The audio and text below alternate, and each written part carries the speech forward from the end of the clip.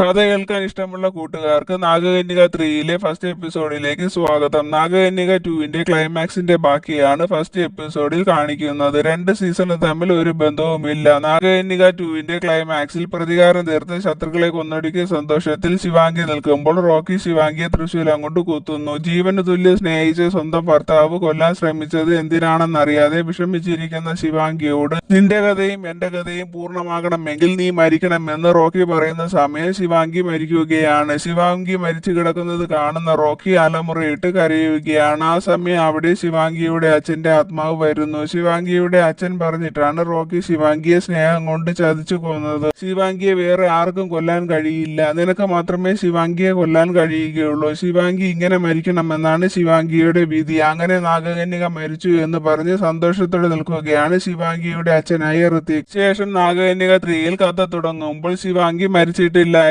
ശിവാംഗിക്ക് മരിക്കാൻ പോകുന്നതിലല്ല വിഷമം, സ്വന്തമെന്ന് വിചാരിച്ച സ്വന്തം അച്ഛനും സ്വന്തം ഹസ്ബൻഡും എന്തിനെന്നെ കൊല്ലാൻ ശ്രമിച്ചത്. യഥാർത്ഥ സത്യം അറിയാതെയാണ് ഞാൻ പോകുന്നത്, പക്ഷെ ഞാൻ ഒരിക്കൽ തിരിച്ചു വരും. എനിക്ക് സംഭവിച്ചത് ഇനി ഒരു നാഗകന്യയ്ക്കും സംഭവിക്കരുത് എന്ന് പറഞ്ഞ് ശിവാംഗി മരിക്കുകയാണ്. ശിവാംഗിയുടെ മരണത്തിന് കാരണം എന്താണ്? ശിവാംഗി പ്രതികാരം ചെയ്ത് തീർത്തോ? ശിവാംഗിയുടെ കഥ ഇവിടെ അവസാനിച്ചു എന്നൊക്കെ കുറെ ഉത്തരമില്ലാത്ത ചോദ്യങ്ങൾ ബാക്കി വെച്ചാണ് ഈ കഥ അവിടെ അവസാനിക്കുന്നത്. പക്ഷേ ഈ സമയം മുംബൈയിലെ ഒരു സ്ഥലത്തെ ക്ഷേത്രം കാണിക്കുകയാണ്. അവിടെ നിന്ന് നാഗകന്യക 3യിലെ കഥ തുടങ്ങുകയാണ്. സൈകൾ എന്ന് പറയുന്ന ഒരു വലിയ ബിസിനസ്മാൻ ക്ഷേത്രം ഇടിച്ചു കളഞ്ഞ് ഒരു വലിയ ഹോട്ടൽ പണി ചെയ്യാൻ പോവുകയാണ്. ഈ കാര്യം ആ ക്ഷേത്രത്തിലെ ഭക്തരായ ജനങ്ങൾക്ക് താല്പര്യമില്ലായിരുന്നു. അതുകൊണ്ട് അവിടെയുള്ള ജനങ്ങൾ സൈകളിനെ തടയുകയാണ്. മുംബൈക്ക് പുറത്താണ് ഈ സ്ഥലമെങ്കിലും ലോകത്തിലെ ഏറ്റവും വലിയ ഹോട്ടൽ ഇവിടെ തുടങ്ങണമെന്നാണ് സൈകളിന്റെ സ്വപ്നം. സൈകൾ തടയാൻ വരുന്നവരെ ഭീഷണിപ്പെടുത്തുകയാണ്. അപ്പോൾ ആ ക്ഷേത്രത്തിലെ പൂജാരി 3000 വർഷം പഴക്കമുള്ള ക്ഷേത്രമാണ് ഇത്. ആയിരക്കണക്കിന് നാഗങ്ങളാണ് ഈ ക്ഷേത്രത്തിൽ മഹാദേവനെ കാണാൻ വേണ്ടി വരാറുള്ളത്. സാറ് കാരണം അവർക്ക് ഒരു തടസ്സവും ഉണ്ടാവാൻ പാടില്ല എന്ന് പറയുകയാണ്.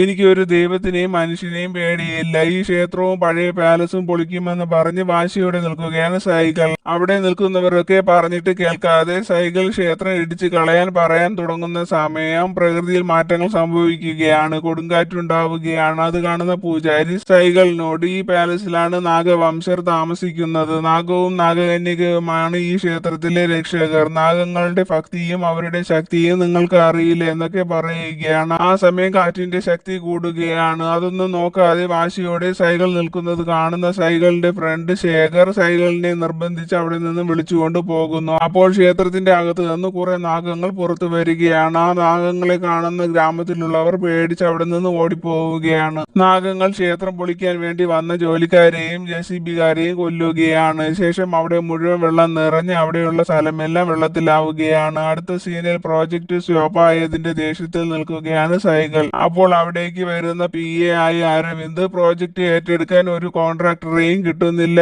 എന്നും ആ സ്ഥലം പഴയതുപോലെ ആകാൻ 6 മാസമെങ്കിലും ആകുമെന്നും പറയുകയാണ്. അതുവരെ വെയിറ്റ് ചെയ്യാൻ കഴിയില്ല എന്ന് പറഞ്ഞ് സൈകൾ വാശിയോടെ നിൽക്കുകയാണ്. അത് കാണുന്ന ശേഖർ ശലാകയെ വിളിച്ചുകൊണ്ട് വരാം, നാഗങ്ങളെ എല്ലാം ശലാക കൺട്രോൾ ചെയ്യുമെന്ന് പറയുകയാണ്. നാഗങ്ങളെ ഒന്നും വിശ്വാസമില്ലാത്തത് കൊണ്ട് സൈകൾ ആരെയും വിളിച്ചുകൊണ്ട് വരണ്ട എന്ന് പറയുകയാണ്. അത് കാണുന്ന അരവിന്ദ് സൈകളിനോട് നാഗങ്ങൾ ആ ക്ഷേത്രത്തിൽ വരുന്നത് സത്യമാണെന്നും 100 വർഷത്തെ തപസ്സിന് ശേഷം നാഗങ്ങൾക്ക് വരദാനം കിട്ടും. അവർ ആഗ്രഹിക്കുമ്പോഴെല്ലാം അവർക്ക് മനുഷ്യരൂപം സ്വീകരിക്കാൻ കഴിയും. എല്ലാ പൗർണമി ദിവസവും ഈ ശിവക്ഷേത്രത്തിൽ ഇച്ഛാധാരി നാഗവും നാഗകന്യകയും വരാറുണ്ട്. അവർ മഹാദേവന്റെ അനുഗ്രഹം വാങ്ങാറുണ്ടെന്ന് പൂർവികർ പറഞ്ഞിട്ടുണ്ടെന്ന് അരവിന്ദ് പറയുന്നത് കേട്ട് ദേഷ്യം വരുന്ന സൈകൾ അരവിന്ദനോട് ഈ സ്ഥലം നാഗങ്ങളുടേതാണെന്ന് കുറച്ചുപേർ പറയുന്നു ഈ സ്ഥലം ശിവന്റേതാണെന്ന്. പക്ഷെ എനിക്കറിയാം ഈ സ്ഥലം എന്റേതാണെന്ന്. എന്തായാലും ഒരു കോൺട്രാക്ടറെ പെട്ടെന്ന് തന്നെ കണ്ടുപിടിക്കണം അരവിന്ദ്. എന്റെ ജോലിക്ക് ഒരു തടസ്സവും ഉണ്ടാവാൻ പാടില്ല. UK മീറ്റിംഗിന് സമയമായി എന്ന് പറഞ്ഞ് സൈക്കിളും ശേഖറും അവിടെ നിന്ന് പോകുന്നു. അവർ പോകുന്നത് നോക്കി നിൽക്കുന്ന അരവിന്ദ് ഇച്ഛാധാരി നാഗങ്ങൾ ഉണ്ടെന്ന് പറയുന്നത് സത്യമാണ് സാർ എന്ന് പറഞ്ഞിട്ട് അരവിന്ദ് നാഗമായി മാറുന്നു. അരവിന്ദ് നാഗമായി മാറി അവിടെ നിന്ന് പാലസിന്റെ അകത്തേക്ക് പോകുന്നു. ശേഷം ശേഖറിനോട് സൈക്കിൾ മക്കളെല്ലാവരും എവിടെയാണെന്ന് ചോദിക്കുകയാണ്. അവർ എവിടെയെങ്കിലും അടിച്ചു പൊളിച്ച് പാർട്ടി നടത്തുകയായിരിക്കുമെന്ന് പറയുന്ന സമയം സൈക്കിളിന്റെ മക്കൾ ഉൾപ്പെടെ കുറച്ച് ചെറുപ്പക്കാർ ചേർന്ന് മദ്യപിച്ച് പാർട്ടി നടത്തുകയാണ്. അവർ 9 പേരും കൂടി സൈക്കിൾ വാങ്ങിയ പഴയ പാലസിലേക്ക് പോവുകയാണ്. ഇഷ്ടപ്പെടുകയാണ്. അവർക്ക് ആ പാലസും ക്ഷേത്രവും പരിസരങ്ങളെല്ലാം ഇഷ്ടപ്പെടുകയാണ്. അവരുടെ കൂട്ടത്തിൽ മാനേജരായ കരണും റിഹാന്റെ സഹോദരിയും ഉണ്ട്. അവർ അവിടെ ഇരുന്ന് പാർട്ടി നടത്തുകയാണ്. ഈ സമയം മറുവശത്ത് നാഗിനിയായ റൂഹി പാലസിന് പുറത്ത് വരികയാണ്. അവരെല്ലാവരും റൂഹിയുടെ കൊലുസിന്റെ സൗണ്ട് കേൾക്കുകയാണ്. കുറച്ചു പേർ പേടിച്ചു നിൽക്കുകയാണ്. കൊലുസിന്റെ സൗണ്ട് ആയതുകൊണ്ട് ഈ രാത്രി ഏത് പെൺകുട്ടിയാണ് ഇവിടെ വരുന്നതെന്ന് അറിയാൻ വേണ്ടി അവരിൽ കുറച്ചു പേർ പാലസിന്റെ പുറകിലേക്ക് പോവുകയാണ്. അപ്പോൾ അവിടെ 100 വർഷത്തെ തപസ്സിന് ശേഷം ഇച്ഛാധാരി നാഗങ്ങളായി മാറിയ റൂഹിയും വിക്രാന്തും സന്തോഷത്തോടെ നിൽക്കുകയാണ്. അവരെ മറിഞ്ഞു നിന്ന് യുവിയും ഫ്രണ്ട്സും കാണുകയാണ്. റൂഹിയുടെയും വിക്രാന്തിന്റെയും വിവാഹമാണ്. അതിനുവേണ്ടി വിക്രാന്ത് റൂഹിക്ക് വേണ്ടി വച്ചിരുന്ന ഗിഫ്റ്റ് എടുക്കാൻ വേണ്ടി റൂഹി പോവുകയാണ്. അവർ ഇതെല്ലാം മറിഞ്ഞു നിന്ന് കാണുന്നുണ്ട്. കുറച്ചു കഴിയുമ്പോൾ വിവാഹ വേഷത്തിൽ റൂഹി അവിടെ വരികയാണ്. റൂഹി ആ വേഷത്തിൽ കണ്ട് സന്തോഷത്തോടെ റൂഹിയുടെ അടുത്തേക്ക് വിക്രാന്ത് വരുമ്പോൾ അവരുടെ ഇടയിലേക്ക് അവർ 6 പേരും വരികയാണ്.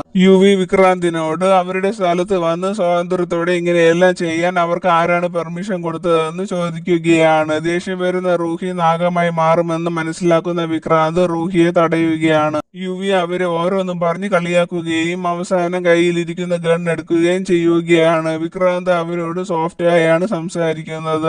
അവരോട് വഴക്കു കൂടാനും ഒന്നിനും താല്പര്യമില്ലാത്ത രീതിയിലാണ് വിക്രാന്ത് സംസാരിക്കുന്നത്. വിക്രാന്ത് അവരോട് അവിടെ നിന്ന് പോകാൻ പറയുമ്പോൾ യുവി അവിടെ നിന്നും പോവുകയാണ്. ബാക്കി എല്ലാവരും യുവിയെ തടയാൻ ശ്രമിക്കുകയാണ്. യുവി തോൽവി സമ്മതിച്ചു പോകുന്നത് അവർക്ക് ആർക്കും യോജിക്കാൻ കഴിയുന്നില്ല. റൂഹി അപ്പോഴും ദേഷ്യത്തിൽ തന്നെയാണ് നിൽക്കുന്നത്. അത് കാണുന്ന വിക്രാന്ത് റൂഹിയോട് നമ്മൾ ഗുരുജിക്ക് വാക്കു കൊടുത്തതാണ്. ഒരിക്കലും മനുഷ്യരുടെ മുന്നിൽ നമ്മൾ യഥാർത്ഥ രൂപത്തിലാകാൻ പാടില്ല. അതുകൊണ്ടാണ് ഞാൻ നിന്നെ തടഞ്ഞത്. അതുമല്ല നിനക്ക് ഇപ്പോൾ ഇച്ഛാധാരി ആകാനുള്ള വരദാനം കിട്ടിയതേ ഉള്ളൂ. അതുകൊണ്ട് തന്നെ 6 പൗർണമി ദിവസം കഴിഞ്ഞാൽ മാത്രമേ നിനക്ക് പൂർണ്ണമായും ഇച്ഛാധാരിയായി മാറാൻ കഴിയുകയുള്ളൂ. മനുഷ്യരുടെ മുന്നിൽ ഒരിക്കലും യഥാർത്ഥ രൂപത്തിലാവാൻ പാടില്ല എന്ന് വിക്രാന്തിന് റൂഹി വാക്കു കൊടുക്കുകയാണ്. ഈ സമയം തിരിച്ചുപോയ യുവിയും കൂട്ടരും തിരിച്ചു വന്ന് റൂഹിയെയും വിക്രാന്തിനെയും പിടിച്ചു വെക്കുകയാണ്. എന്നിട്ട് യുവി വിക്രാന്തിനെ കൊക്കയിലേക്ക് തള്ളിയിടുകയാണ്. വിക്രാന്ത് കൊക്കയിലേക്ക് വീഴുന്നത് കാണുന്ന റൂഹി വിക്രാന്ത് എന്ന് പറഞ്ഞ് അലറി വിളിക്കുകയാണ്. കരയുന്ന റൂഹിയെ അവർ 6 പേരും കൂടി അവിടെ നിന്ന് ബലം പ്രയോഗിച്ച് കയ്യിൽ പിടിച്ച് വലിച്ചുകൊണ്ട് പോവുകയാണ്. റൂഹിയുടെ നിലവിളി കേൾക്കുന്ന മറ്റു 3 പേരും കൂടി പാലസിന്റെ പുറകിലേക്കുള്ള കാട്ടിലേക്ക് പോവുകയാണ്. പോകുന്ന വഴി പ്രഥമ് യുവിയുടെ സഹോദരനായ മഹിയെ ഫോണിൽ വിളിക്കുകയാണ്. എന്നിട്ട് പ്രഥമ് മഹിയോട് യുവി ആദിയും റിഹാനും ഫ്രണ്ട്സും മദ്യപിച്ച് ഡാഡി വാങ്ങിയ പാലസിന്റെ പുറകിലുള്ള കാട്ടിലേക്ക് പോയി എന്നും അവർ എന്തോ പ്രശ്നം ഉണ്ടാക്കിയിട്ടുണ്ടെന്നും പറയുകയാണ്. അത് കേൾക്കുന്ന മഹി അപ്പോൾ തന്നെ കാറിൽ കയറി അവിടെ നിന്ന് തിരിക്കുകയാണ്. യുവി റൂഹിയെ ഉപദ്രവിക്കാൻ ശ്രമിക്കുന്ന സമയം കൊക്കയിൽ നിന്ന് രക്ഷപ്പെട്ടു വരുന്ന വിക്രാന്ത് അവരോട് റൂഹിയെ വെറുതെ വിടാൻ പറയുകയാണ്. എത്ര പറഞ്ഞിട്ടും അവർ വിക്രാന്ത് പറയുന്നത് കേൾക്കാതെ നിൽക്കുന്നത് കാണുന്ന വിക്രാന്തിന് ദേഷ്യം വരികയാണ്. ദേഷ്യം വരുന്ന വിക്രാന്ത് പകുതി നാഗമായി മാറുകയാണ്. നാഗമായി മാറുന്ന വിക്രാന്തിനെ കണ്ട് പേടിച്ച് അവരെല്ലാവരും അവിടെ നിന്ന് ഓടുകയാണ്. ഇതേ സമയം മഹി അവരെ അന്വേഷിച്ച് അവിടേക്ക് വന്നുകൊണ്ടിരിക്കുകയാണ്. ഈ സമയം ആദി യുവിയോട് നമ്മൾ ആരാണെന്ന് അവന് കാണിച്ചു കൊടുക്കണം, നമ്മൾ തോൽക്കാൻ പാടില്ല എന്നൊക്കെ പറയുകയാണ്. ഈ സമയം വിക്രാന്ത് റൂഹിയും സന്തോഷത്തോടെ നിൽക്കുന്നത് കാണുന്ന ആദി വിക്രാന്തിനെ ഗണ്ണുകൊണ്ട് ഷൂട്ട് ചെയ്യുകയാണ്. അപ്പോൾ വിക്രാന്ത് കൊക്കയിലേക്ക് തെറിച്ചു പോവുകയാണ്. അത് കാണുന്ന റൂഹി അലറി വിളിക്കുകയാണ്. വിക്രാന്ത് കൊക്കയിലേക്ക് പോകുന്നത് കാണുന്ന റൂഹി പതുക്കെ പതുക്കെ കൊക്കയിലേക്ക് ഇറങ്ങുകയാണ്.